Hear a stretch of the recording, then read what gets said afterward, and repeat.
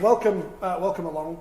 My name is Richard Shaw, host of 4020 Live, sometimes Rugby League's #1 podcast in the UK, most of the time it isn't. A great panel with us tonight, Phil Kaplan on the end. I've read the magazine on the way in and I've forgotten your title, managing editor, was it editor at large? That's him. Rugby League prostitute. Rugby League prostitute? Mercenary? That's better. No, mercenaries get paid. Definitely not mercenary. So Tony Hannan, you're the editor at large, stroke managing editor, stroke. Yeah, well, we've got it the wrong way around really, because Phil's the one who's usually at large, and I'm the one doing all the computing and putting it to print. So. Did you put the good joke about Jacob Rees-Mogg going to Russia in my column this month? Probably. Good. Yes. So when they come for me, was it very funny? It was better than anything I've written. Yeah, then it was me. Yeah. Also, another Tony, Professor Tony Collins, writer, historian. Anything else I need to add? No. Podcaster, yeah. After a hiatus, I'm back on the podcasting front. There are not enough podcasts. From the Yorkshire Evening Post, Peter Smith. Anything else I need to add to your... No. The editor of Rugby League Live, Matthew Shaw. You haven't got a podcast or a video series or anything? No, we occasionally do Twitter Spaces, which is a new phenomenon. Yeah, I need to jump onto that one. So we're here to talk about local sports reporting, but before we do, some very sad news broke this morning about the death of Dave Hadfield. Well, Phil, you knew him better than I did, so you can certainly tell us more about Dave. I think we all did. I've seen the word doyen used a lot. I think that's right. There's a whole generation of people that grew up reading his stuff and privileged enough to have been with him in press areas and on social occasions. Somebody we all looked up to. I think his writing ranks with any of the great sports writers. You know, Hugh McIlvenney or John Arlott was a poet. I think Dave was in a similar way for Rugby League, but Tony and I were just fortunate enough to also publish 6 of his books across a range of subjects. Clearly Rugby League was one of them, but his love of folk music, and he got a bus pass at the age of 63 and did a tour of England, which almost made him the Bill Bryson of Rugby League as well. I think there are people here who will all have great memories of him. The one that I think we'll all share is that his craftsmanship. To be near him in a press box when you're frantically making as many notes as you can, and to see him with the minimum amount in a small notebook and then ring in the most beautiful copy, to see that art at work was a privilege, and I'm sure other people across the panel have got equally strong and fond memories of it. I know Tone would have been with him in certain exciting and exotic locations as well. Yes, I once watched a game with him in Rochdale. More exotic than that. No, but yeah, you're right, Phil. I mean, everybody in Rugby League's got a great deal of fondness for Dave. Just a smashing bloke anyway, leaving aside the writing and everything. It's just such good fun to be around. All the memories, such an adventure of a life that he had. And basically, what sort of added to him was the fact that he never learned to drive, so you were having to give him lifts up and down the land all over the place. And so consequently you get to know somebody really well when they're literally sat next to you on long distances. I remember one time we went down to Swansea. I can't remember what the international was, but it was around sort of 2000 mark. It wasn't the World Cup though. And we went down to Swansea, and it somehow persuaded me to stay overnight in a pub called the King's Head in Usk, because it was beautiful, he said, and it did really good beer and everything. But he could do that, you know. He didn't want to go straight back home, so therefore I couldn't either, even though it was my car and I was doing the driving. So he had that about him, but you didn't want to go home, because he would just sit there and he would tell you tales from Papua New Guinea and Australia and New Zealand, Bolton, you know. Just an amazing individual, and such a talent, as Phil says there. Just his writing was just something to aspire to, and I think that for all of us, certainly influenced me without question, and I'm sure it did other people as well on here, and I know he did, because he wasn't.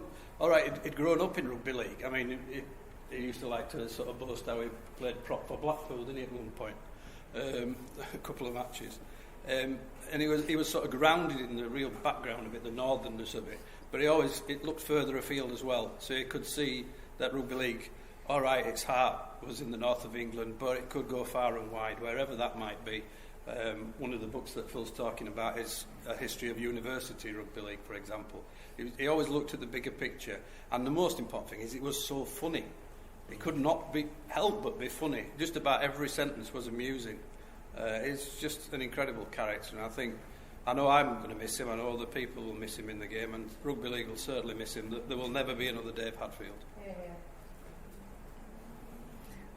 Anyone else want to share their thoughts? I remember the time he told his haunts desk at the Independent that he was in his porch, and they thought he said Porsche. And this is Dave who couldn't drive. Where are you? I'm just in my porch. All right, lovely car. Strange. I think he'd have been a lot more famous if he'd covered a different sport. If he'd been a football or a rugby union or a cricket man, I think he'd have been a household name. But unfortunately, rugby league doesn't get the attention it deserves. But it gets the amount of attention it gets because of people like Dave. Without people like Dave, it wouldn't feature on the sporting landscape at all. And he's the best rugby league writer I've ever come across. And as everyone keeps saying, a really, really top bloke as well. Really nice guy. I think the other thing that he had as well is that he was a great rugby league writer talking about the game, but also he had the ability to relate the game to wider society. And I think if you read those Up and Over and I can't remember what was the other one? Down and Under. You read those books, and actually they're really interesting just from a rugby point of view. But they're a snapshot of society, of British society and Australian society at that time, and you can get such a lot out of those books, even if you're not interested in rugby or sport, because he's telling about the society and how rugby fits into that society and what it represents. And to be able to do that, it takes a rare talent and a rare awareness of what's going on in the rest of the world. And because of that, we were saying this before we started, almost irreplaceable. Not almost, he is irreplaceable. Yeah, he is, because the way that you would have never replaced Dave Hadfield anyway. The talent that he had, and the way that he just made everything so humorous and relatable. But the way that the world of the media is going now, there isn't no one is taught to be Dave Hadfield either, which really is a loss to the profession. And says more about where the profession is heading than it does about Dave Hadfield as a writer. I think the other thing is the essence of today is about why you should always go to the back page first rather than the front page. That's what has been the basis of local and national sports journalism for those of us that love it. And the Rugby League World magazine, as was when Dave was a columnist, you always started at the back page where his column was. It was glorious writing, it was perceptive, it was different, it showed you that there was a different way of approaching the writing about sport, and clearly I just think we're never going to replace something like that, and that is something that was a staple of local journalism. He came from the Blackpool Gazette, and that's what we'll miss as much as seeing him around ordering 6 pints with 5 minutes to go before closing time. Obviously somebody who's never going to be forgotten, Dave Hadfield. Local sports reporting is what we're here to talk about tonight. Professor Tony Collins. Now, when did it start? Well, sorry, I've prepared for this earlier on, so I've got the glasses on, so I know what I'm talking about. It goes right back to the beginnings of newspapers, and I think if you haven't seen the exhibition downstairs about newspapers, go and see it, because that will give you a sense of when newspapers started and why they arose and why they became so important. And first daily paper, something like 1702, the Daily Courant, first ever. And one of the things that they always did, they had sport in, because sport, in the very early days, basically the sports that they had was, in 1700s, cricket, boxing, horse racing. And they developed at the same time as newspapers were developing. So you get that interrelationship, they're both dependent on each other. The newly developed sports needed the papers to publicise them and to draw attention to them. The papers needed sport, because they paid for adverts, but also because they provided copy and content. And in a sense, you can see what was happening then, that they wanted sport and they wanted the gossip and the day-to-day happenings in sport, not just the matches. In a very small way, it's exactly what goes on today with satellite TV, Sky Sports News and 24-hour rolling news. They need sport they need sport for that content. And so, from the very earliest days, sport and the newspapers was intertwined.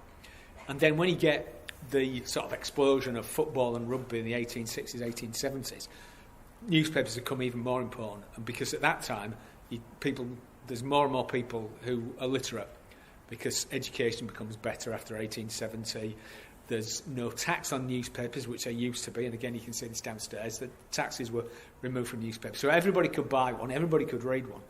And the new newspapers, the local newspapers, depended on sport to such an extent that they, a lot of them sponsored local cup competitions. So in Yorkshire Rugby, by the time it gets to the 1880s, you've got the Wakefield and Ponty Express Cup for local teams, you've got the Wharfdale and Airedale Observer Cup, and you've got Hull Times.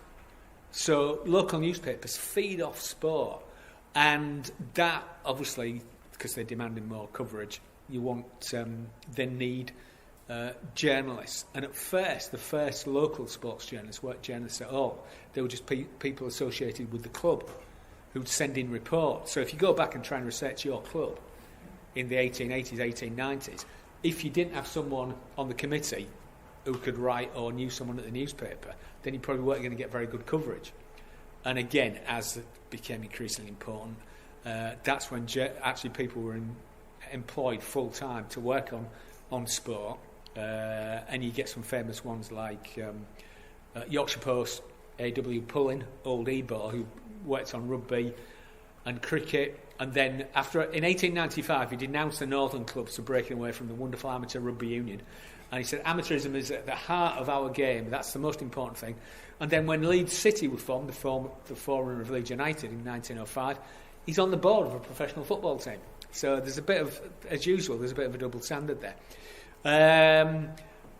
And also, by that time, you get journalists who are actually sports administrators. So the editor of the Athletic News, which is the big weekly newspaper published in Manchester, was also the secretary of the Football League. And a rugby league example that's similar in Australia is that the famous Harry Sunderland, or infamous, depending on your point of view. Harry Sunderland was a journalist on the Brisbane Telegraph for decades, but he was also the manager of Kangaroo Toes to Britain. So he was managing the toes over here. At the same time, he was sending reports back. But that was very common, that journalists would be involved in clubs or in the administration of sports as well as providing reports. So local sports reporting and sport and local newspapers have always been intertwined. They've always been part and parcel of the same thing. And so when people say, the media's got too much influence or the media's distorting the game, it's always done that. And, although the form changes, it went from newspapers to radio to TV to satellite TV, and now it'll be social media. Although the form changes, the relationship between sport and the media at a local and national level is always the same. Clubs trying to control the narrative, they never do that today. Yes. You write your own narrative in the 1800s. That's the potted history of how we got where we are. Of course, what we haven't mentioned yet is something that used to be around that isn't around, is the newspaper you get after matches, the green and the pink ones, whichever part of the country you were, which have completely died away now, but were a staple for many years. Oh, yeah, I mean, again, that was one, because sport became so important, it was the first local Saturday night papers came out, I think the first one was 1882 in Birmingham, because Birmingham was a big football city at the time. And by the time you get to 1890, every town has got the green and or the pink and Saturday night sports special. And as you say, I remember, everybody remembered the local one, but I remember the whole Daily Mail, the Green Mail that came out Saturday night. It was full of the most amazing stuff about not only national sport and the professional teams and all, but the details of local pigeon racing clubs and people complaining about what one pigeon racing club had done to another. And so it's this kind of social history of sport. It's just brilliant. Pigeon racing online, mate. You should pitch that. Are you too young to remember the... I can confirm that I am. I'm afraid. I'm showing my age. I remember we used to have to queue up in Bradford. We had the pink on a Saturday night, the Yorkshire Sports, to give it its proper title. We used to have to queue up at Moore Avenue and newsagents for my dad to get it. Yeah. There was always a queue forming, and what used to happen is the T&A vans, because it was printed there, would sort of rock up at the given time, and the bloke would come in, throw this bundle in, and then scoot off because he had the next place to get to. Do you ever get there too late when they're all sold out? That happened to me a few times. No, You used to come round the streets with that paper in Leeds. Did you? Shouting around, yeah. Yeah. Green fine, was it? Yeah. I was too frightened not to get a copy. But yeah, it was. I mean, it's easy to look back on things like that with nostalgia, sort of clouding your vision, but it was a great thing. I mean, you just don't need it now, do you? It's all there. You can follow it point by point through a game, but at the time there was certainly a high excitement about that arriving. Yeah. I think it's really interesting because we talk about change, and no doubt Pete will be able to give an insight under the deadlines he works at the moment. And again, it's probably a message that's got lost a bit in the mists of time, but we used to go to Headingley on a Saturday afternoon, walk into town, and as you stood at the bus stop near Lewis's to get the bus home, the Green Post would be there, and you'd be reading about, all right, a very detailed first half and a pretty sketchy second one, and you'd be looking in the stop press column for the final scores of some of the games. But the pressure that guys are under now, you wonder how in those days, with the technology that they had, which was literally phoning in copy and getting it manually set, and getting a paper to a street corner almost by the time the crowds were coming away from the games, that's pretty astonishing. So for everything that's changed, some things are still the same. How do you think starts for you, Peter, in terms of your career? What was local sports reporting like when you started compared to today? It is very different, obviously, because the internet has just revolutionised journalism at all levels, including local and including sports journalism. The first paper I wrote for was the Barnet Press in North London, and I covered Barnet FC for them for a while on a sort of ad hoc basis, when Stan Flashman was the chairman. I don't know if anyone remembers Stan Tickets Flashman? out. Yeah. Yes, yes, they were interesting times. But in those days, that was the late 80s, the local newspaper was still probably the best way to get your news about your local club. And that has changed to a large extent because the clubs have now, with the internet, they've taken it over, and they will produce their own version of the news. All the clubs have obviously got the websites and the Twitter accounts and social media, and they're giving their own spin on everything. But that's very different to what we do. It's an official version, a sanitised version, and I've had various sports editors who will tell you that the best news are really the stories that never get printed, and those stories you see less and less of them nowadays because of the dominance of the club media and club media departments, and it's difficult for journalists on newspapers, I think, to take a fresh approach, really, because the clubs obviously have a head start on you because they're producing news about themselves. If you were to write a newspaper about your own family, you would get the exclusives. So it's difficult. So you have to look for different types of reporting.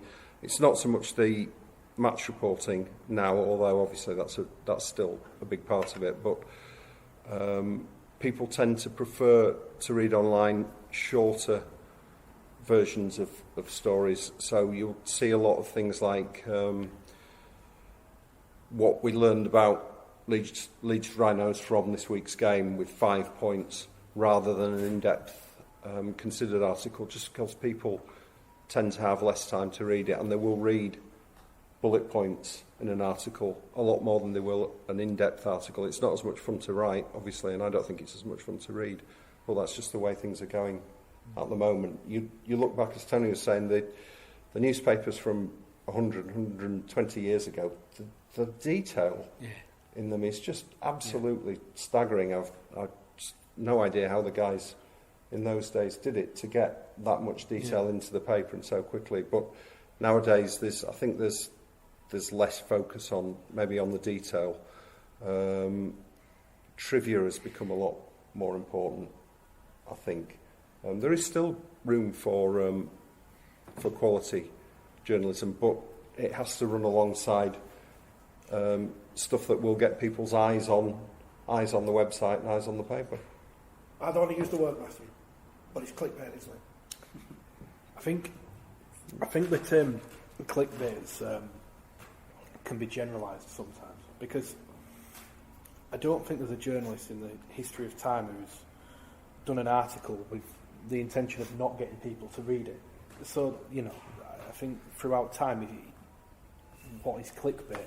For me, clickbait is when you produce a headline maybe that's very misleading to get people to click it. I think sometimes that can be misinterpreted, and people believe that if you write a story that maybe isn't of interest to them or they don't agree with, that is clickbait. What I would say is there are a lot of subtle techniques that are now used that wouldn't necessarily, if I showed you them, you would not say is clickbait, but actually is clickbait, just in a very, very subtle way. But ultimately, the way that the profession is going now and becoming more web-based as it is gradually, it's becoming a numbers game. And that's probably largely because it's easier to view the numbers now and to have that in front of you than it was with obviously the papers. You have the paper sales, but what was selling, what was not. Well, now it's a lot easier to see. So the push towards clicks is much easier for people to target now.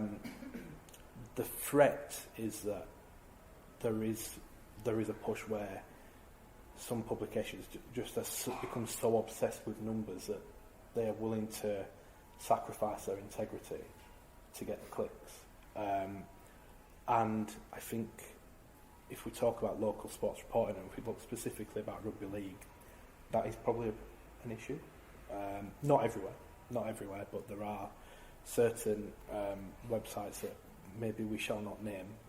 Some would probably say they were my websites, but there are some websites that are going so down that route that they're actually damaging the rest of the competition because they're so misleading, but people read it because they're gullible. That's just the horrible truth of it.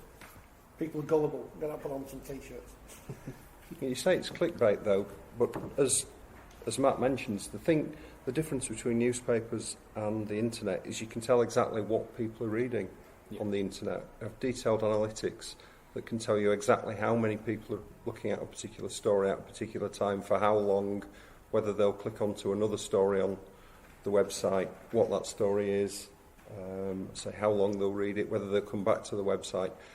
And you give people what they want to a very large extent. I know the sort of stories that will attract a lot more readers than the ones that don't. Things like transfer speculation do very well. Injury updates, because people want to know who's going to be playing at the weekend, that sort of thing, does very well. Something I've been doing recently online is looking back at Leeds Rhinos Academy teams from sort of 20 years ago or around then, and what happened to the players, and did they go on and make a career in the game, or did they drift out of it? And those do very well. So we're reacting to what people want to read to a large extent as well. I think what I do is a little bit different to Matt, because I write for a newspaper as well as the internet, and some things that people like to read in the newspaper won't go so well on the web. But that's one thing about the internet, is you can tell what people are interested in and what they're going to read and what they want to read. And just to pick up on that, as we talk about local sports reporting, I work in an office, and I've got two screens in front of me, and at all times I will have a piece of software that shows me exactly how many people are on our content. It breaks it down into how many people are on each article. It tells me how long they're engaging with the article, and then we produce a newsletter 2-3 times a day, and everyone gets an open rate, a click to open rate. So we have all these statistics that tell us exactly what people want to read.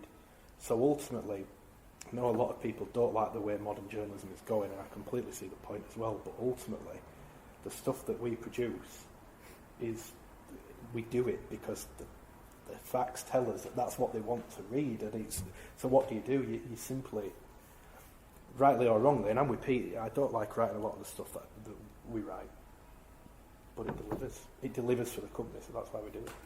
I think one of the significant differences is about breaking news, because again, going back to the days when you got your green post as you went home, every lunchtime we would look forward to what was going to be in the evening paper, and the paper would have been rewritten 5-6 times during the course of the day. So when you walked past the seller on the street corner, the vendor would have an indication of what was in the paper, and if it said big rugby transfer, your first indication was that's where you got the news from, and nothing can operate in that way anymore, because partly, as Pete was saying, it's the clubs that determine what news comes out and when it comes out and how it comes out. But the clamour now is not to read it in the paper. Therefore, the function of a paper has to move on and be different. But yeah, I used to love running home from school and thinking there might have been a report come in from Australia about the Great Britain team who was touring over there, because you wouldn't know about it if somebody hadn't written 2 paragraphs from Wide Bay, which you had no idea where somewhere like that was, or the tourists had beaten Riverina, and that was the only way you could find out, A, if the guys that you followed had played, had they scored, what was the score, and it all came through the local paper. And we sort of lost that, and I get a bit nostalgic for that maybe, but just an indication of how things are. It's not necessarily about breaking news anymore, it's about eliciting opinion. It's interesting that, because I obviously work for League Express, which for those of you who don't know is a weekly rugby league trade newspaper, and there was still almost an attitude of trying to keep that, but in the modern world it just didn't work. So we would try and hold stories till a Sunday evening, which is when the paper came out, and the amount of stories that we would lose because we tried to stick to this principle of doing it, and then because of the web we just would lose it. It was crazy, and I think it's admirable that there is still that nostalgia and people still want that, and I think it's great, but you're just going to suffer as a consequence. You mentioned the breaking news as well. I think what's interesting is there still is a little bit of structure that people try to stick to, in that, again, because you've got all these statistics, you can see exactly when your most popular times on your website are. So for us, between 6 and 7, it's always popular and people are waking up. This is lunchtime when people are probably on the lunch break and coming home in rush hour if they're on the train or what have you. So you always try and keep your stories till those times, but obviously it's a constant balancing act of, will someone else have this? Is this going to save the club? Going to do it? So on and so forth. It's a really difficult environment for people to work in nowadays, I think. I think you're also looking at maybe a loss of romance around it all, because I think one of the things with sport, just in general, is it's all about romance and excitement, and that's why people get so wrapped up in the nostalgia of it. So most of us on here are old enough to remember sort of listening to cricket from Australia under the bedclothes and all that sort of stuff, which of course now you don't have to do because it's on the Sky and it's all live and everything. So, and that goes the same with the written media as well, because we're obviously just been talking about factual things, the actual what's being said, rather than the way it's being said. You know, just to throw back to Dave, for example, it wasn't just about giving you the facts, although you got the facts.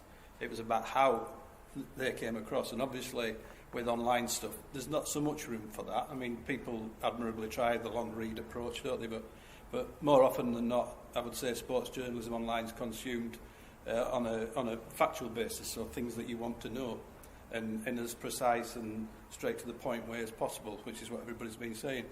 But it would be nice, I think, to sort of try and encourage somehow or other. I mean, we do with our magazine, don't we, with Forty20, the idea of longer reads again and reading just for the pleasure of it, really.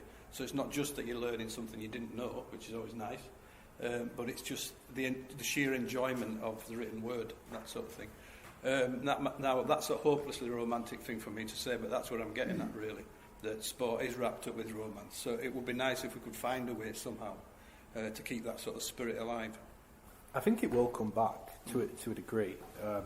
I think a lot of it's cyclical. I mean, you look at the music industry and how that's evolved, and then vinyls come back and become popular again. I think Craft beer.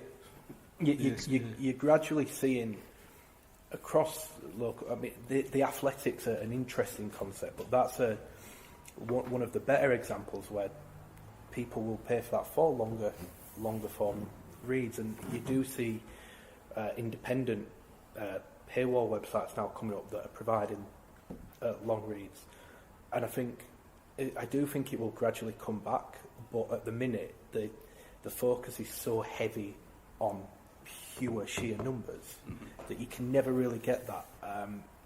I remember writing a piece about this about 2 years ago now, and I did what I consider to be one of my best pieces of work in terms of actual pure journalism. But I'm looking at the numbers and it did rubbish. And I spent hours on it. I spent hours getting all the info, ringing people, verifying it, so on and so forth. And in the same, so at League Express we put stuff out all at the same time on a Sunday evening. So that went out. And then I had some absolute throwaway transfer line that I did not care for, but, it had it.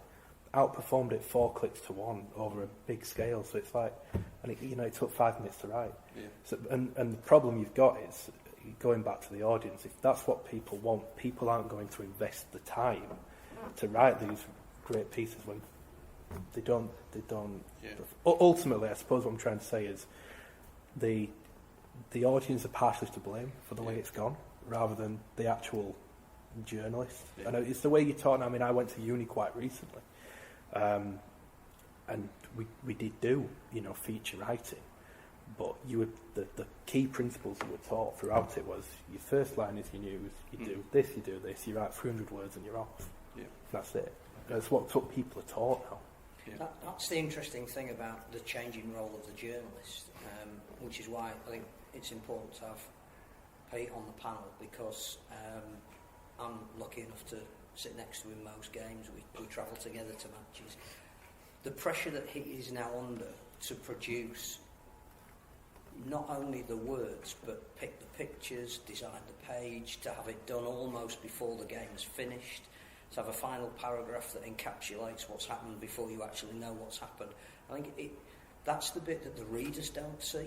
I mean, again, the best person to tell you how it's changed is Pete himself, but I've seen over the 20-odd years that he's been doing it, that the pressure on him as a journalist to provide the copy within the time frame that the newspapers now need the time frame, the fact that the deadlines have come forward so much that you used to maybe have until 10:30 to get your final copy in. You probably had time to do a rewrite while you were at the ground. Now you're almost filing, trying to second guess what the outcome of a game is going to be, and set the page.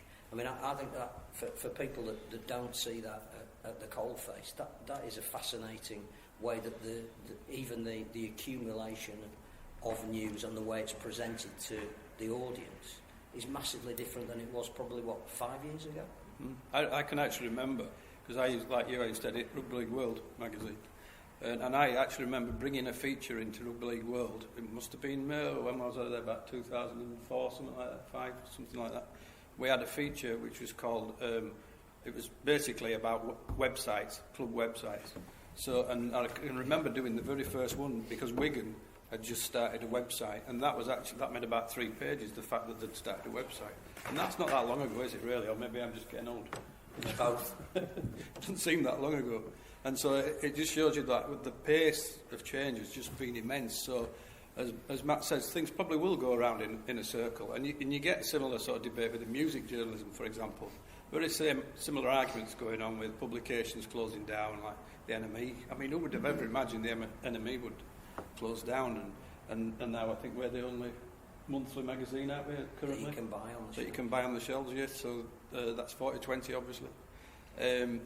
So it's in League Express that Matt spoke about earlier. We've just now got one newspaper and all that. So I don't know. It's easy to be pessimistic about it, but I do think in the bigger picture that if you can produce quality and you can find ways to actually I don't know, sort of experiment a little bit with your copy and be imaginative, then maybe as an industry, in whatever we're talking about, obviously we're on about sport here, you can maybe get people back into the habit of picking that stuff up off the shelves. Let's hope so anyway. I think Matt had a good point about it being cyclical, and that obviously you've got like the Athletic, the most prominent example of long form reading. I'm just thinking back in terms of history, that what you got when sports journalism first emerged in the 1880s, 1890s, all about newspaper, match reports, what's gone on in the match, and then you get sort of transfer news and all the stuff that we're used to today. But you also got towards, maybe 20 years later, the development of sports magazines, monthly magazines that in our terms would be long form magazines, and they're connected with, in a sense, for want of a better term, the intellectualisation of sport, where people start thinking, well, this is more important than just what's going on the pitch. What about the broader, how it relates to art, how it relates to society and things like that. And you wonder whether that type of process will occur now online, that as things move and, people start to want a bit more than just what's going on in transfers and the rest of it, then that's where the space opens up for long form writing, which is really what the Athletic has tried to cash in on. Are we concerned about perhaps quality going forward? Obviously not anyone sat on this table, but I think 20 years ago when I started in local radio, I was given a chance at a station in Wakefield. Now, if someone my age comes along today, they haven't got that chance because those radio stations don't exist anymore. So I was given a nice ground to learn on, to improve my skills with help from professionals. But today you can just set up a website, you can set up a podcast. Anyone's a broadcaster, anyone's a journalist these days, and there isn't that. I don't want to sound like gatekeepers or whatever, but there's not that kind of quality control perhaps for anyone starting out. No, there isn't, and I think that's even changed from when I came through. I mean, I'm 28 now, so I went to uni 10 years ago. But I don't recall, and I might be wrong, and the guys to my right may be able to comment better, but even when I was, going back 10 years, I don't remember there being as many websites writing about rugby league, as in small independent that have just been set up. The problem is, as you said, anyone is a journalist, so it's great in the sense that these websites give people the platform to chase what they want to do, but they haven't got the structures really to teach and educate and to try and improve that, ultimately left to fend for themselves. And I think the other issue as well, and this is just a general observation across the web, and you can see this on, even your really reputable websites such as a Guardian, as an example. Proofreading is becoming less of a thing. It's all about time and just putting it out. And I know this from where I work, that this is an issue. You're relying on things like Grammarly, which are great, but ultimately the level of proofreading just isn't where it should be. Where it should be, not what you would like it to be. It's not where it should be. So, generally speaking, the quality across the board isn't as high as nowhere near as high as it would be in a newspaper, where things are, and there's always the odd shocker here and there in the newspaper. Nowhere near as much as you see on the web, and it's a real issue. But it's because that reason is because it's all just get it out now, quick, instant. People are more bothered about actually reading it than reading something that's well put together, if that makes sense. I mentioned things changing, Peter. Obviously, Phil's mentioned taking photos, videos at press conferences. These are all new skills which weren't around when you just had to write. It's adding more onto the journalist's work week in, week out.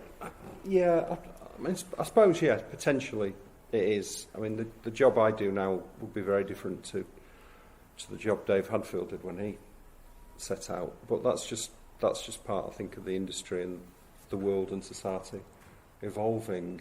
I don't think it's necessarily a problem, but you do have to be probably a little bit more multi-skilled. Yeah, we do videos now, and we do sometimes pictures, although not so much at the Evening Post because we still have dedicated photographers. That's something that's changed a lot over the years. A lot of newspapers don't have photographic departments anymore. which would have been unthinkable a few years ago, but we do, and the Evening Post photographers, Yorkshire Post photographers are the best in the business. I think that's a strength of Yorkshire Post newspapers is the photographic department, and we still have sub-editors as well who will. A sub-editor is someone who will read through the copy and supposedly tidy it up and take any mistakes out or whatever, and also put the headline on and put it onto the page. We've still got people doing that for the newspaper, although not for the web. It tends to be the reporter himself or herself who will put headlines on, and sometimes web copy doesn't get proofread. I'd like to try to make sure mine does, because if you write 1,000 words on something, you're going to get one or two of the words wrong. That is just going to happen, especially if you're writing under pressure of a deadline. But I'd like to think that the quality control is still there, but the job is very different, to how it was even when I started. I would imagine that's probably the case for Matt in his 10 years. Yeah, absolutely. It has changed. I think one big issue that about journalism generally is that we keep mentioning the Athletic, which is a paid-for website, but people have got used to not paying to consume news, and obviously it costs to produce, because I get paid, not very much, but I do, and we have to obviously find some way of generating revenue. So at the Evening Post now there is what you call a paywall, so you can get 5 articles a week for free, and after that there's a block put on the website. We're encouraging people to subscribe. It's very cheap, a lot cheaper than buying the paper, and I think once we get more people subscribing to the newspapers online, then I think you might see a little bit of a move away from, I wouldn't say what we do is clickbait, but from the sort of things that are just designed to bring in numbers, to the long form stuff that Matt and Tony have been talking about. I think that might well come back when you get more people actually subscribing to the websites and generating the income. I think there is a move now towards retaining loyal customers or loyal readers, where before it's all been constant gain and growth. And I think now there is a bit of a attitude shift towards retention and making sure that your loyal readers become the super loyal readers, as they're called. And I'm with you. I think as a result of that, there will be a slight transition back to having a bit more time to write the long form, because there's not as much pressure on the instant click, and I think that would be good for the industry. Because I think the thing is as well, if you ask the vast majority of journalists, they would rather be able to be given the time to write the considered piece, to write the longer piece. I take much more enjoyment in that, and I never get the time to write them ever. But I'd much rather do that every day. So I think it's going slowly. It's going back in the right direction in terms of instant long form. We're getting somewhere better towards a balance. I think that's the other thing that it's difficult to appreciate, because we're right in the middle of it, that over the past 10 or 15 years there's been, thanks to the internet, mobile phones, all the rest of it, there's been this incredible change in society. It's changed so rapidly. And again, you're not, because it's happening around you, you're not necessarily aware of it until things like this, you can compare and contrast. And as you said, that an equilibrium is found eventually. Mm-hmm. I mean, maybe it will be, through stabilising subscribers or whatever, or maybe it'll come later. But at some point, it will start to level out, and a new normal will come. And I think not. You can see this in the past as well. I think it's easy for us to sit here and think, in the past it was always like, you had the national papers, the daily papers, and that was the same forever. But sports journalism was always in the process of change anyway. So you went from like the 1890s and the 3,000 words on one match report to the tabloids that started to emerge in the 1920s and 30s, and much shorter reports. And then in the 50s and 60s you had sports reporting. It was very much about personalities, scandal, which Eddie Waring was part of as well. He was actually one of the leaders of that type of journalism. So sports journalism has always been in a process of change. Just that I think over the past, because of the tremendous technological and cultural change that have taken place over the past 2 decades, it's been in such a position of flux. It seems difficult for us. I mean, even a youngster like yourself, who come from the sort of what it was like before, to imagine what it's going to be like. But maybe it is starting to balance itself out. I think balance is the thing, isn't it? Because the local newspapers in particular were founded on match reports. That was the place that you went to, and if you're a historian, still is the place you go to find out what was happening in that era. I tend to do match reports now that are read 3 or 4, possibly 5 days later in a trade newspaper. You're writing maybe up to 1,500 words that are probably never going to be read.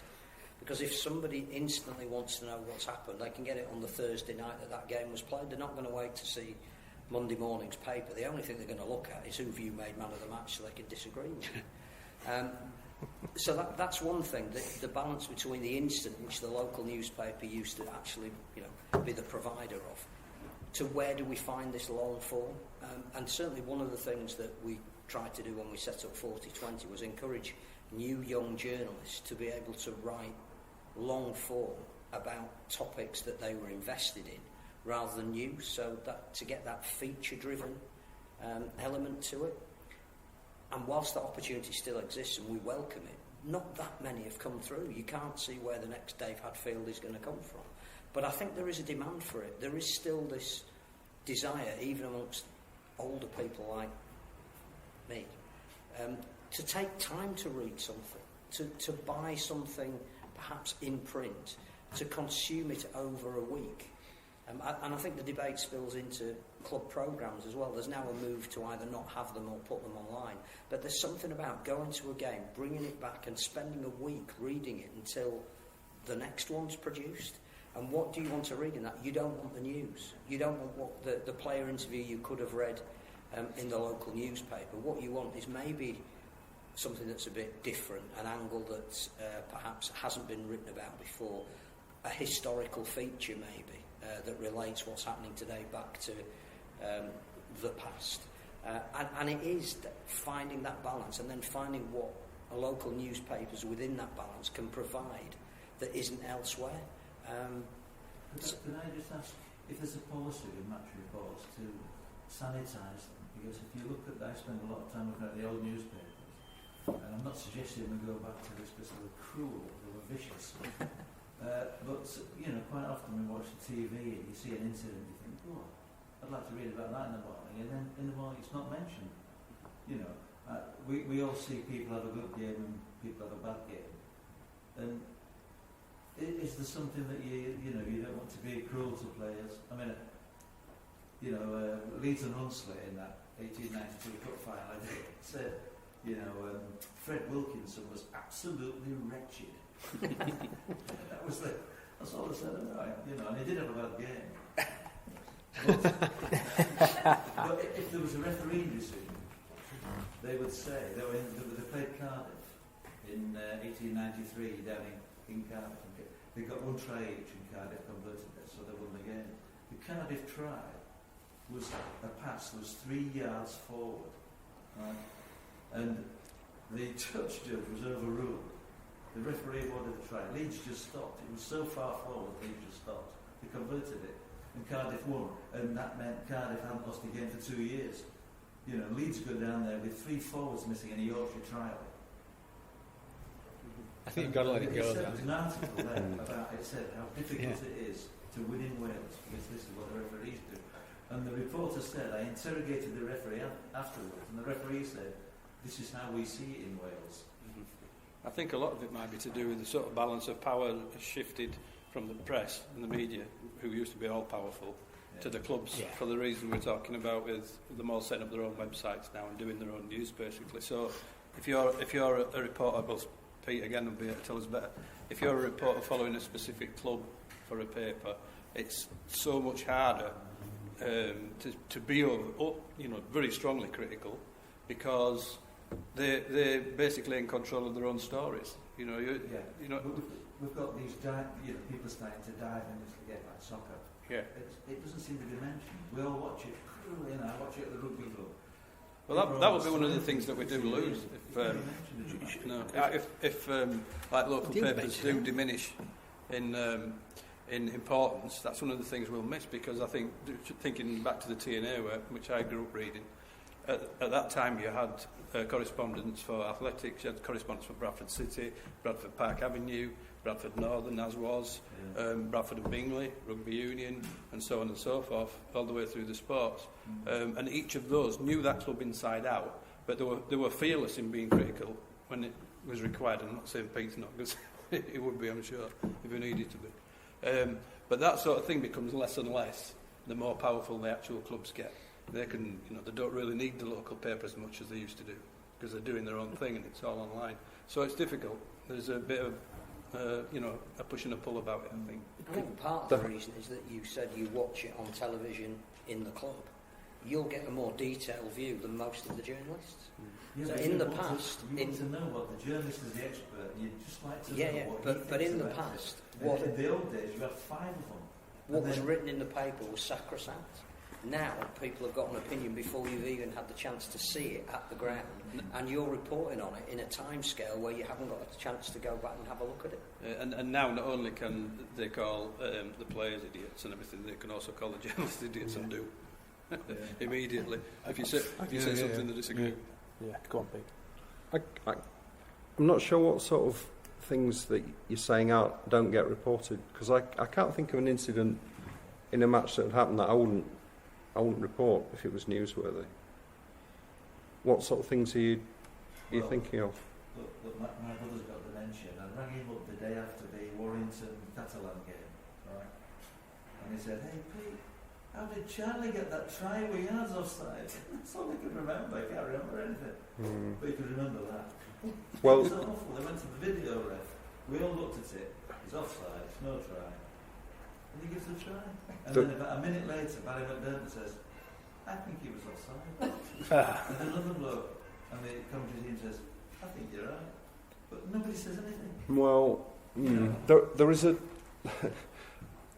is a school of thought, as I've found out over the last month or so, in rugby league, that nobody should mention match officials or the referees, and that they should be beyond reproach.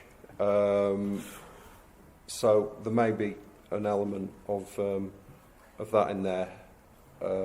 I've published something a month or so ago that was deemed or seen as being critical of certain match officials when it actually wasn't.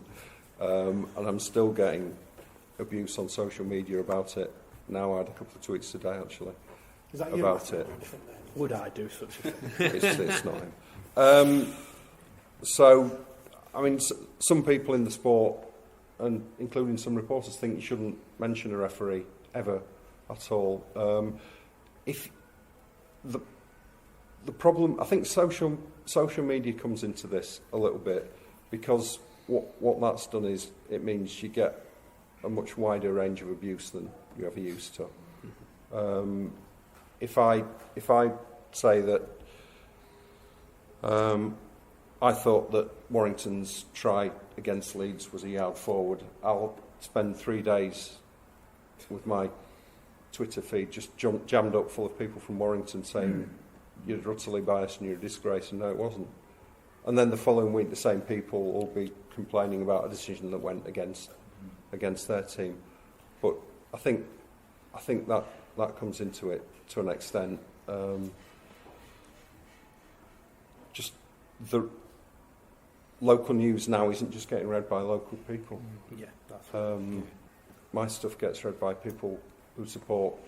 20 years ago, it would have been read by West Yorkshire people. Now it gets read by Saints fans and Salford fans and Hull fans and everybody else. And they're not slow to tell you their opinion.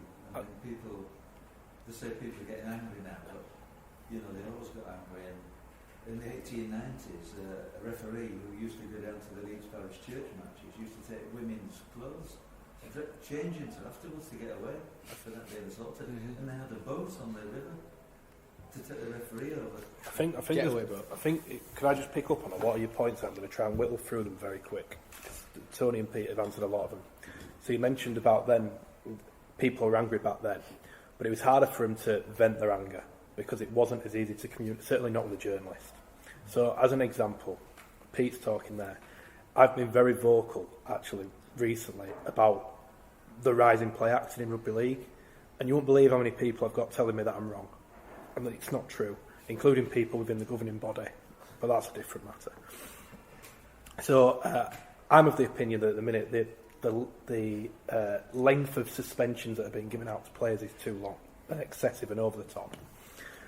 When I put these thoughts out on Twitter, everyone disagrees with me. We've got to look after the game, we've got to get it insured, protect the players, so on and so forth. On Saturday night, after the fight between the Wigan and the Catalan player, I put, that's the sort of nonsense we need to get rid of. That's thuggery. Get rid of it. All I've got is people, oh, you're soft. Ridiculous. So I've put two different opinions out, and all you get is the people who disagree with you. You don't get the people who agree with you. So there's that. I think another point on the going back to match reporting, I think now a lot. Tony picked up on this really well. There's so many more eyes on what you're writing, and people willing to challenge you on it, that for a lot of people it's not worth the time to be hard. So, as an example, if you were the local reporter for Hull, as an example, and Hull got whacked by Salford, you'd want to call them atrocious, diabolical, horrendous, whatever you want. The problem is if you do that, the head coach is annoyed with you, but more importantly, the media manager is annoyed with you, and that week the media manager go, well, you're not speaking to the players. And they've got that power as well. Yeah, and they've got that power now where they can stop you doing that. So for them, if you write something that's going to wind a club up, as a local reporter particularly, you know there's probably going to be some sanctions with it. So they might not give you an embargo for a release that's going out, but give it to everyone else, so you miss out on that. They might say you can't speak to the players or the coach that week. So then what you're filling your copy with. So then when you consider all of that, you go, well, actually, is it worth my time saying that he was rubbish? Is it worth me saying he were a 2 out of 10 this week? Because then if you do, and because now it's online and the players read it, the players read the player ratings, and you'll have it. How did I get a 6 this week? Honestly, I have players message, how did I get a 6 this week? So then you go and ask for an interview. No. So you've got all this it's a complete juggling act. And it's not, it used to be power with the journalist, and it's not anymore. So it's really, really difficult to get that balance right. The other thing is that it was always, in the paper and ink days, it was always the headline that got you into trouble. Always. And of course the headline's a thing that most reporters don't write anyway. It's always a sub-editor who does that. That always got you into trouble. Now, because everything's sort of reduced to headlines online, people immediately are doing exactly that same thing. So they're getting wound up by the headline before they've even read it very often, as happened with Pete, his referee story. So people will see the bullet point, they get angry about that, and never mind the details, that doesn't matter, and get straight into the row. So there's a lot of that going on around it as well. And the thing to remember about sports fans is they will always side with their club in anything. It doesn't matter how horrendous. We're seeing Chelsea fans at the moment singing Abramovich's name, for example, because he's associated with their club. If it just so happened that Abramovich had taken over Spurs, all those same Chelsea supporters now would be criticising Spurs, who would probably be cheering on Abramovich. That's just the way a lot of sports supporters are. There's not a lot of logic going on in it. And just to give you a rugby league example of that, just today we put out a piece of Ralph Rimmer talking about licensing, franchising, and he actually said he wasn't a fan of it and he didn't want it. But the first reply within a minute of us putting the story out was a Leeds Centurions fan going, "Oh, what a surprise, Toulouse coming to Super League and he wants to close the door."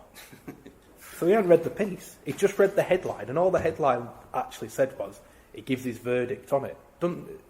But instantly jumped to conclusions. So that's also, you've got that audience you're working against as well. Because they can't be bothered to actually read what you're saying. They just read the headline and make a judgment call. You've got to go. I can stay about 15 more minutes. It does remind me when I got in trouble from Wakefield, when I accurately quoted a player word for word on what he said and was told off by the club's media manager at the time. That was quite a good story. It doesn't surprise. The player should have said, I was treated like a piece of meat from my other club. But in the olden days, you see, your paper then would have told the club, the reporter is going to tell the truth, back off. Can't do that now.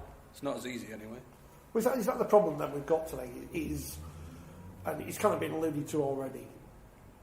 You have to not hide or bury stories, I think that's the wrong word, but there are things you wouldn't report on so you wouldn't upset a club, so you wouldn't lose your access to future stuff.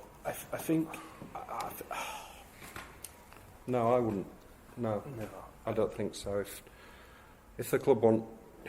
You're going to... If you report on a club every day of the year, or 5-6 days a week, every week, you're going to print things that they don't like. It's just bound to happen. Certainly the clubs I deal with are the clubs themselves. Some individuals wouldn't be, but the clubs themselves are pretty smart enough to realise that. And I mean, I know quite a lot of journalists who've been had access denied and have been barred from press boxes and that sort of thing, but it's never happened to me yet. It's interesting though. I think Tony might know about this. I think certainly in football, some clubs now are looking at not accrediting journalists. I think it was Swindon. Yeah, I think that's increasingly the case in football because there's another club as well. Was Brentford? Have Brentford done a similar thing? Sure, but yeah. So the idea is if you're a journalist and you say, "Can I have a ticket for this match?" They'll say, "No, we'll provide the match report." Yeah. And there was a famous occasion, I think it was Swindon, a couple of years ago when they got relegated, and the match report from the match they got relegated didn't mention the fact they'd been relegated, and that caused a huge stink because obviously every newspaper journalist in the country read the report and all pointed out the fact that it missed this quite pertinent point out, and that's what will happen if you get clubs reporting on themselves. They are going to gloss over the not so nice bits. Yeah, and I think because for the club, that they want their fans to become consumers and be loyal to the brand, and so they don't want negative messages because it might stop you buying the third away strip of that season, things like that. And I think that's the other thing that's happened over the past 20-30 years is that as particularly football has become so much more commercialised and it's all about extracting the extra value from supporters, the fact that it's easier to control the media feeds into that as well. In a sense, the media people are becoming part of the commercial department.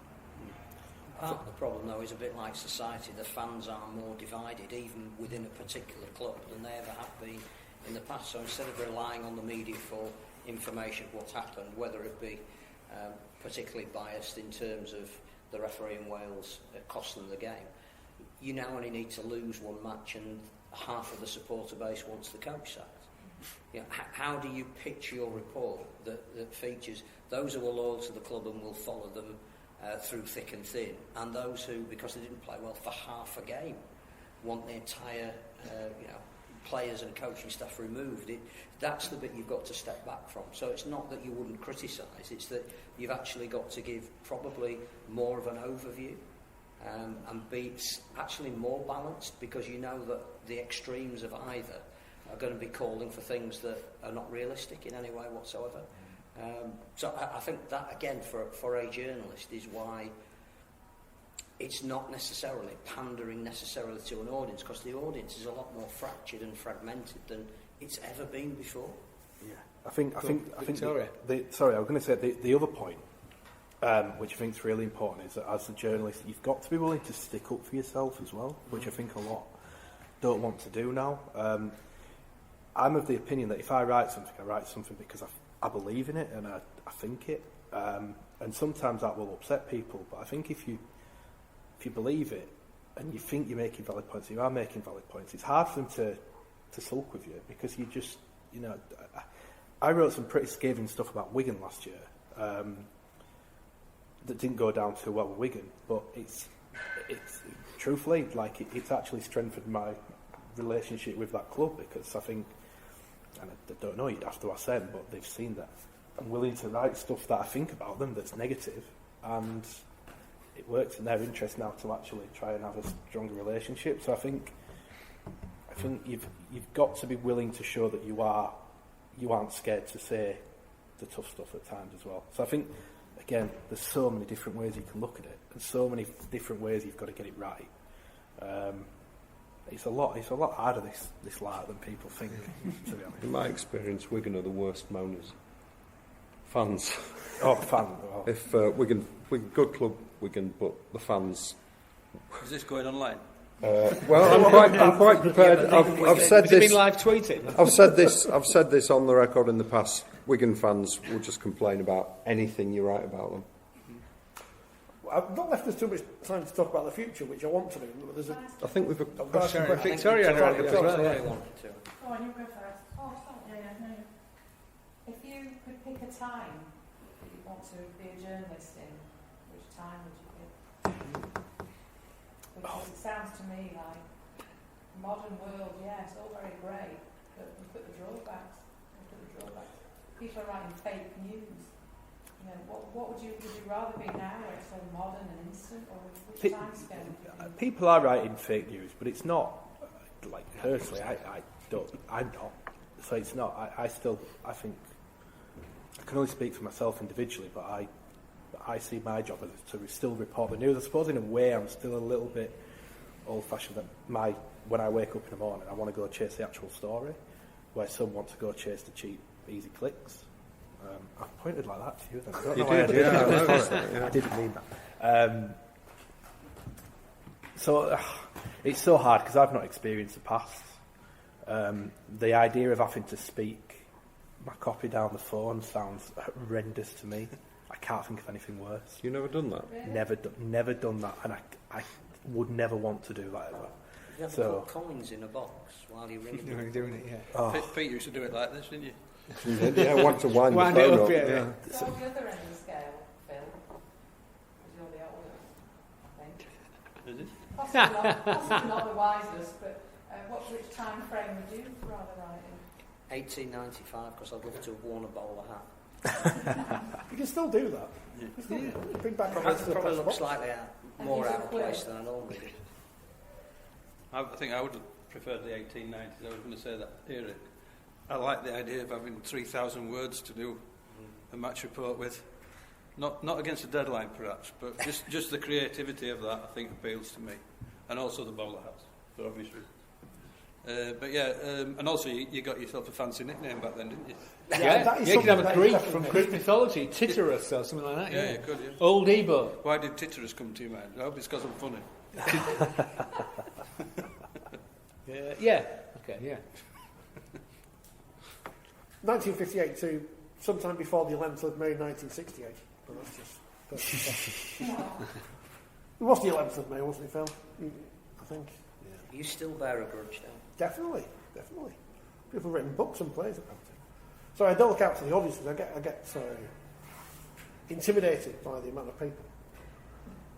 Just a couple of things, actually, I'd like to just point out that, because you want to try being a woman on the internet talking about sport, because you can even have a PhD in sport history and they'll still want you Well, I was going to point out that before they'll even read your opinion. it's 2022. What a wonderful, representative, diverse panel. Yeah, exactly. of Yeah, things yeah, we yeah. have. I mean, if Matt had gone off earlier, would have been even older. But student. I think it's the rugby league panel. Women in rugby league media is practically non-existent. There's Lorraine Marsden, who's the new editor of Rugby League World, and obviously in the punditry box now, Jodie Cunningham's doing a great job, as is Danica Prim. There's Julie Stott at a national level, but in terms of actual wide representation, it's not. Rugby League hasn't caught up in that regard yet, definitely. Do you want to come on the podcast? You There's should a do couple of it. interesting stories though, because in terms of media management, clubs have always done that. So I was speaking to the wife of an ex-player who then became a coach. We're talking about sort of 60s, 70s now. And she used to write his column for the club programme. He didn't do it, it was all her, and it was all her opinion. And she had a right battle with the club because there was a particular incident that had happened that she wanted to include in the programme because her husband was getting a lot of stick over this decision. And the club vetoed it, and she just said, well, then you're not having a column. And so they put it in. There's also another woman at a paper, a weekly paper that shall remain nameless, who said that when somebody used to ring her the copy on a Sunday night, a particular journalist, she'd already written his column because she knew word for word exactly what he would say, because every single match report was the same. So I'd just like to give a little shout out to those unnamed women who did a lot of work in terms of rugby league media from the past, and there are a lot of them, but they never get the credit that they deserve. You know. Believe me, I was going to mention diversity. I'm very people. Well, we have one person who comments on our Apple podcast who hates the fact that sometimes we have women on the panel on the programme. What can you do and talk about diversity and issues and things? But it is a genuine issue in the press box. I don't know about any other sport, but certainly in rugby league, when you go there, it is generally, I don't want to say middle-aged men because you're a young man, but generally middle-aged men. It is. I mean, when I came through, I remember it. Everyone like, oh, we've got a baby in the clan. And to be honest, I'm still really the baby in the clan. I'm 28 now. Like, you do get, you get them from a couple of the niche websites, but they're not coming. They're not. And then you look at there's been quite a shuffle in jobs in rugby league media at the minute, but it's still the same people that are being employed. They're basically just switching jobs. It's not. No one new is coming through. So when you talk about the future of journalism, and I don't know if this is the same in all sports. We only talk about rugby league here. But you do look at it and go, where's it? When people start retiring, and it's not going to be a long way away. Where's the next crop coming? And I don't know. I genuinely don't know the answer. And you might have to employ them, so that's a bit of a concern for you. Well, one of them's just joined. One of our guys has just joined Pete at the YP, so we are going to have to employ someone, and I don't know who we're going to get. We're going to find out. But we had this conversation. Literally, there's probably why I know quite a bit about it. I'm like, who are we going to employ? It'll be interesting to see who applies for it. I think it was interesting what you said about sort of pushing back, like you mentioned Wigan and pushing back, because in Hull, over the last 12-ish years, there was an incident where Hull FC banned Radio Humberside, and then Hull City did it only a couple of years ago, and the fan backlash, because the lack of access that they got was so much that the clubs just had to back down. But obviously that's the might of the BBC, but so many people were accessing, match commentaries and things, and the clubs just had to habituate. The key is being fair. If you are being fair, whether that's negative or positive, people can't argue. And more often than not, we spoke a lot about the audience and fans. The fans can see what's going on, and people will always disagree to an extent. Phil's right. You have divided fan bases, but generally speaking, people know what's going on, and they respect you if you tell it as it is, and the clubs don't. But if you're true to yourself and you back yourself, and they have to back down eventually because it's more damaging for them to actually try and put a fight up. So, yeah, and I don't think enough of that goes on anymore. I think it's maybe easier just to be safe, but I don't think that's good for the profession at all.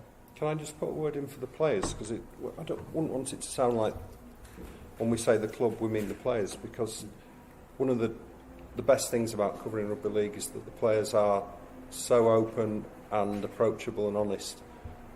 In 30 odd years, the number of times a player said to me, "No, I'm not going to speak to you," it would be in single figures.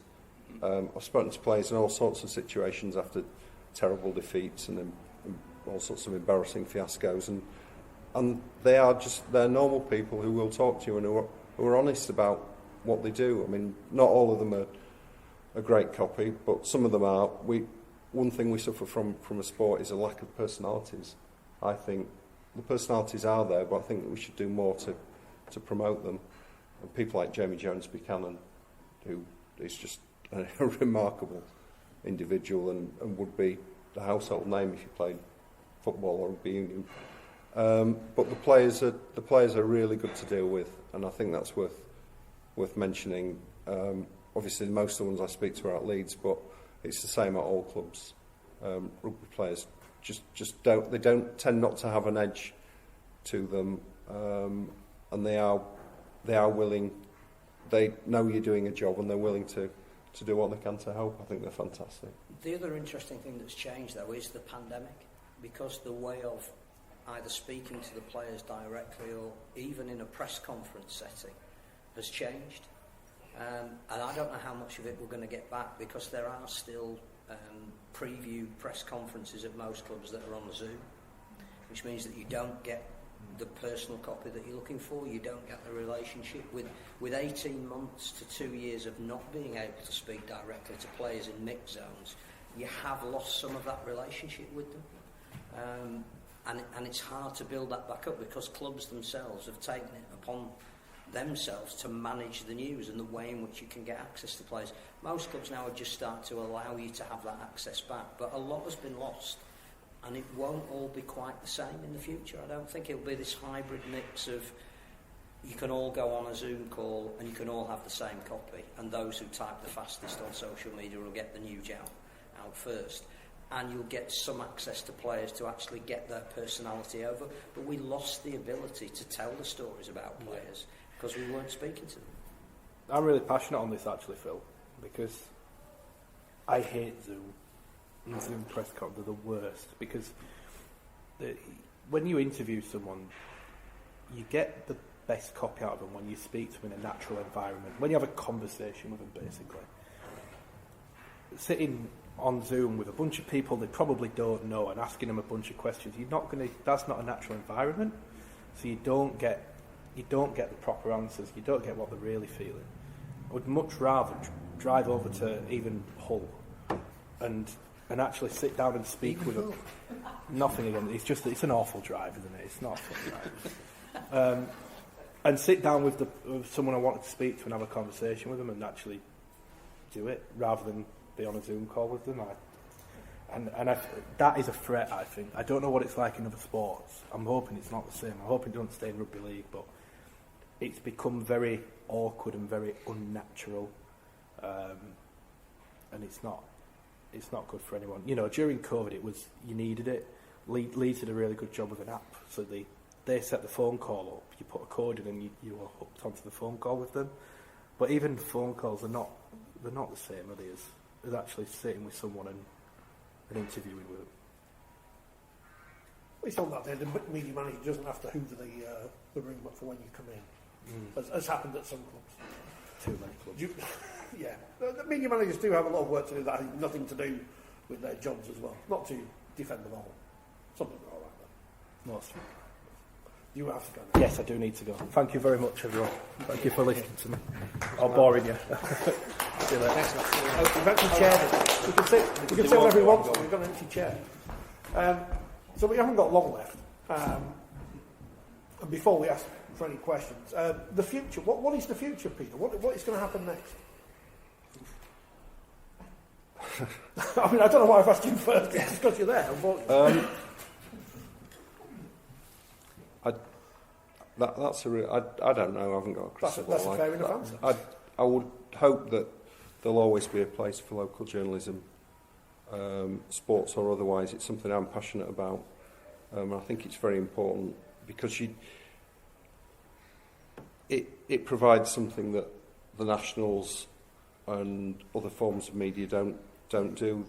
The local angle on things. I would hope that it will continue. I don't see any reason why it won't. It might be produced and consumed in different forms, obviously, with more and more emphasis on online and on the net. But I think it will still have its place, and hopefully be an important part of society, not just sport. Tony might be a better. Yeah, I'm a historian, so I look back into the past.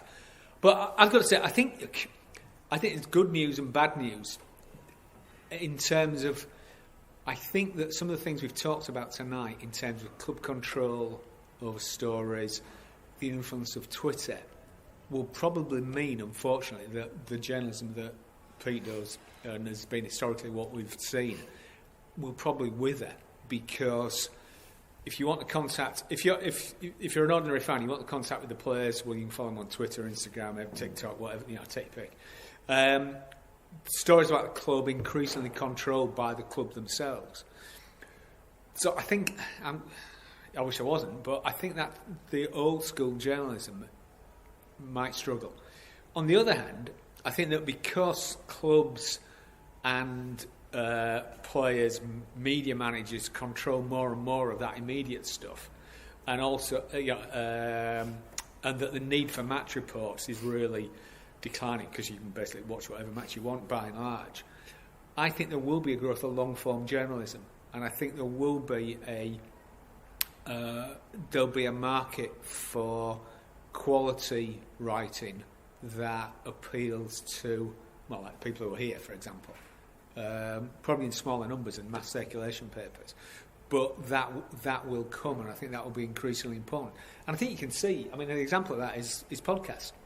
People do tune in to listen to an hour-long podcast, which is quite a commitment, and I think eventually that'll come through in the written form as well, that people will be, tuning to read Pete's 3,000 words on whatever interesting subjects you want to talk about on rugby league, because I think that people will develop, good writers will develop a following. So I think good and bad. Which means there must be a boom for 4020 because it's the home of long-form writing. Not at the moment. No, I think that's probably accurate, Tony's assessment there. I think that is the way that it will go. I think the more that clubs do control the sport, the more there will be an audience for stuff that is not in their thrall. Yeah, certainly. I think one of the things that, in rugby league terms, that we have as a sport in our favour is the sort of leanness of the game. It's quite small comparatively compared to other ones, so people within it tend to know each other, and that includes coaches, it includes players, for the moment at least.